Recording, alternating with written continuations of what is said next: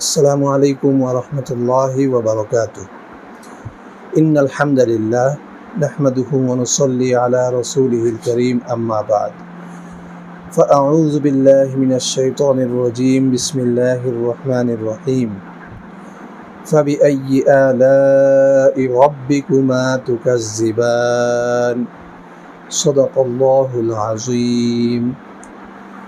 দেশ ও প্রবাস যে যেখান থেকে আমার এই ভিডিওটি দেখছেন, আপনাদের সকলকে জানাই আমার এই চ্যানেল এবং ফেসবুক পেজে আন্তরিক মোবারকবাদ। আমার সংক্ষিপ্ত খুতবা এবং ভিডিও টাইটেল থাম্বনেইল দেখে বুঝেই গিয়েছেন আজকে আমি আলোচনা করতে যাচ্ছি মহান রব্বে করিমের পবিত্র কোরআনের অত্যন্ত গুরুত্বপূর্ণ একটি আয়াত। পুরো কোরআনের শুরু থেকে শেষ পর্যন্ত প্রত্যেকটা আয়াত হচ্ছে স্বর্ণের চাইতে দুনিয়ার সবচাইতে দামি কথা। অর্থাৎ স্বর্ণ মুখ দিয়ে এই কারণেই বের হলো যেহেতু বর্তমানে সবচাইতে দামি জিনিস এই স্বর্ণ। আর এই এক একটি কথা, আল্লাহ পাকের এক একটি কথা, এটি হচ্ছে এক একটি স্বর্ণ বা হীরার ন্যায়। মহান রব্বে করিম পবিত্র কোরআনুল করিমের সূরা আর রহমানের মধ্যে 31 বার বান্দাকে জিজ্ঞেস করেছেন যে তোমরা আমার কোন কোন নিয়ামতগুলোকে অস্বীকার করবে। মুফাসসিরিন ইকরাম এবং বাংলাদেশের বা এশিয়ার বড় বড় প্রখ্যাত আলেমগণ, উলামা ইকরামগণ এই আয়াতের তাফসীর করতে গিয়ে তারা সবসময় একটি কথাই বলেছে যে এই আয়াতের তাফসীর বা আলোচনা বা ব্যাখ্যা বা এইটা নিয়ে যত ঘাটাঘাটি করা যায় সেটা শুরু আছে কিন্তু শেষ নেই। কথাটি একেবারেই সত্য, চরম সত্য কথা। এই আয়াতের আলোচনা আজকে আমি শুরু করেছি, আবার টাইটেলে এটাও দিয়েছি যে সংক্ষিপ্ত আলোচনা, কিন্তু এই সংক্ষিপ্ত আলোচনা করা এটা এই আয়াতের উপর সম্ভব নয়। কিন্তু এই আয়াতটি আমার অত্যন্ত প্রিয় এবং বর্তমান সময়ে এই আয়াত নিয়ে সংক্ষিপ্ত আলোকপাত করার খুবই প্রয়োজন। তো আজকের আলোচনা শুরু করার পূর্বে একটি কথা আমি বলি যে আসলে বা আলোচনাই ধরা যায়, এটা আসলে আমার এই কথাগুলো আলোচনার ভিতরেই ধরা যায় যে আল্লাহ পাক আমাদেরকে শুধুমাত্র একটি নিয়ামতের কথা আমি আজকে আলোচনা করব এই আয়াতের উপর করে। আল্লাহ পাক আমাদেরকে, আমি আপনাদের সামনে বসে আছি, সুস্থ আছি আলহামদুলিল্লাহ, মহান আল্লাহ তাআলার অশেষ মেহেরবানি। যখন আমরা হসপিটাল বা ডাক্তারের কাছে যখন যাই, তখন আমরা যখন ওইখানে অনেক রোগী দেখি বসা, এক একজন এক এক ব্যাধি অসুস্থতার মধ্যে নিমজ্জিত, আক্রান্ত, তখন নিজের দিকে তাকালে মনে হবে যে আল্লাহ পাক যে কোরআনের মধ্যে বলেছেন ফাবিআইয়ি আলাই রাব্বিকুমা তুকাজ্জিবান, যে তোমরা তোমাদের প্রভুর কোন কোন নিয়ামতকে অস্বীকার করবে। শুধু এই একটা নিয়ামতের দিয়ে যদি তাকাই যে অসুস্থতা, বিশাল বড় একটি নিয়ামত, এই সুস্থতা, আল্লাহ পাকের বিশাল বড় একটি নিয়ামত হচ্ছে এই সুস্থতা।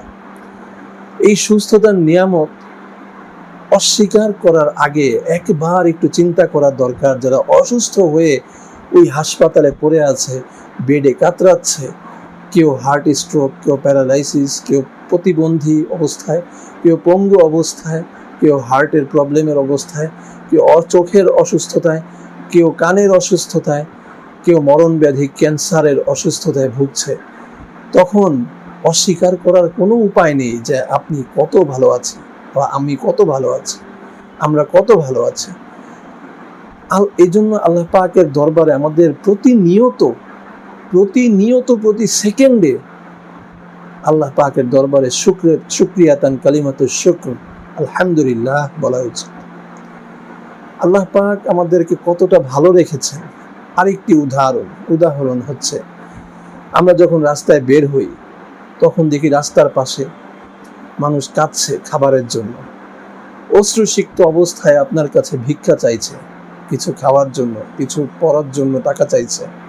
অথচ আল্লাহ পাক আপনাকে কত ভালো রেখেছে, আমাকে কত ভালো রেখেছে যে আমরা আমাদের কাছে এই জামানায় এই সময়ে, এই ক্রান্তিকালীন সময়ে আমাদের কাছে অর্থ রয়েছে বাজার করার, সুস্থতা রয়েছে হেঁটে বাজারে যাওয়ার, এবং সুন্দর জামা কাপড় পোশাক রয়েছে পরিধান করার, কিন্তু সেই মানুষটি রাস্তার মধ্যে অসহায় অবস্থায় পড়ে আছে, তার কাছে এই তিনোটার বা এই চারোটার কোনো একটি নেই।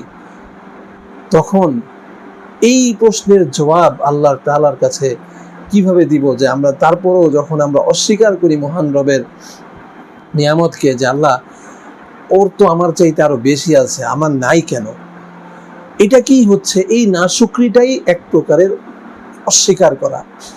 কারণ আপনার কাছে নাই বিধায় আপনি আরেকটা চাইছেন, আমার কাছে নাই বিধায় আমি আরেকটি চাইছি। তো এই নাইটাই যখন নাই হয়ে যায়, তখন কিন্তু অস্বীকারটা মনের মধ্যে অটোমেটিক চলে আসে। তাই মহান রবের এই যে আয়াত, ফাবি আইয়ি আলাই রাব্বিকুমা তুকাজ্জিবান, যে তোমরা তোমার রবের কি কি নিয়ামতকে অস্বীকার করবে, কোনটা অস্বীকার করব আমরা? অস্বীকার করার মতো মাথার চুল থেকে নিয়ে পায়ের নখ পর্যন্ত একটি নিয়ামত নাই যেটা অস্বীকার করার মতো। সবগুলো স্বীকার করার মতো, সবগুলোকে আপনার অ্যাডমিট করতে হবে, স্বীকার করতে হবে যে আপনি আল্লাহ তাআলার অসংখ্য নিয়ামতের মধ্যে নিমজ্জিত আছেন, আমি অসংখ্য নিয়ামতের মধ্যে নিমজ্জিত আছি। আল্লাহ পাক আমাদেরকে কত ভালো রেখেছেন, আপনাদের সামনে বসে আপনাদের সাথে দিনই মুজাকারা করতে পারছি, দিনই আলোচনা আপনাদের সাথে শেয়ার করতে পারছি। আরেকজন, আমার মতোই আরেকজন হয়তো এমন আছে যে বিছানায় শুয়ে আফসোস করছে, হয়তো সুস্থ থাকলে এটা করতে পারতাম। তাই আসুন প্রিয় ভাই ও বোনেরা, যারা আমাকে দেখছেন, আসুন আজকে থেকেই আল্লাহ তাআলার এই সমস্ত নিয়ামতের প্রতি সেকেন্ডের, প্রতি মুহূর্তের শুকরিয়া করে আল্লাহ পাকের কাছে শুকরিয়াতান আলহামদুলিল্লাহ বলে, এবং সম্ভব হলে শুকরিয়াতান 2 রাকাত নামাজ প্রতিদিন অন্তত পড়ে আল্লাহর কাছে শুকরিয়া আদায় করা, যে মহান রব আপনি আমাকে দুনিয়ার সমস্ত ফিতনা ফাসাদ থেকে, হাজারো অসুস্থতা মানুষ, হাজারো রোগাক্রান্ত মানুষ থেকে, হাজারো দরিদ্র মানুষ থেকে, হাজারো মিসকিন মানুষ থেকে, হাজারো ক্ষতিগ্রস্ত মানুষ, হাজারো পেরেশানিগ্রস্ত মানুষ থেকে সুস্থ সবল, পেরেশানি মুক্ত, ঋণ মুক্ত ভালো রেখেছেন। আজকে থেকেই পণ করতে হবে, আজকে থেকে ওয়াদা করতে হবে যে আমরা ইনশাআল্লাহ প্রতিটা মুহূর্তে আল্লাহ পাকের কাছে শুকরিয়া গান বলবো, আলহামদুলিল্লাহ, শুকরিয়া জ্ঞাপন করব, মুখে সব সময় আলহামদুলিল্লাহ উচ্চারণ করব, এবং প্রতিদিন সম্ভব হলে 2 রাকাত কালিমাতুশ শুকর, সালাতুশ শুকর অর্থাৎ নামাজ হচ্ছে শুকরিয়াতান 2 রাকাত নামাজ, যে আল্লাহ তাআলা আমাকে প্রতিদিন ভালো রেখেছেন। রাস্তায় অ্যাক্সিডেন্ট হয়ে যেতে পারত, ভালো আছেন, অসুস্থ হয়ে যেতে পারতেন, ভালো আছেন, অভাবগ্রস্ত হয়ে যেতে পারতেন, ভালো আছেন। এইগুলোর জন্য আল্লাহর কাছে শুকরিয়া আদায় করা দরকার। আল্লাহ পাক সূরা আর রহমানের মধ্যে 31 বার তার বান্দাকে জিজ্ঞেস করেছে, তোমরা কোন কোন নিয়ামতের অস্বীকার করবে। সংক্ষিপ্ত আলোচনা করার চেষ্টা করেছি, অনেক কথায় ভুল ভ্রান্তি হয়েছে, সকলের কাছে ক্ষমা চাচ্ছি, এবং আমি চাচ্ছি, আমার মনের বাসনা যে আমি সহ আপনারা সবাই যেন প্রতি মুহূর্তে আল্লাহ পাকের দরবারে শুকরিয়া আদায় করতে পারি, এবং প্রতিদিন রাতে এশার পরে অন্তত সালাতুশ শুকর 2 রাকাত নামাজ, নফল নামাজ পড়ে এরপর ঘুমাতে যাব ইনশাআল্লাহ। যে আল্লাহ পাক সারাদিন আমাকে কত কিছু থেকে ভালো রেখেছেন, কত দুর্ঘটনা আমার সাথে ঘটতে পারত, আল্লাহ পাক ভালো রেখেছেন। আল্লাহ পাক কোরআনের অপর জায়গায় বলেছেন, লা ইন শাকারতুম লা আযীদান্নাকুম ওয়া লা ইন কাফারতুম ইন্না আযাবি লাশাদীদ। শুকরিয়া আদায় করো, আমি বাড়ায় দিব, না শুকরি করবে কঠিন শাস্তি রয়েছে। আল্লাহ পাক আমাদেরকে হেফাজত করুক, আমল করার তৌফিক দান করুক।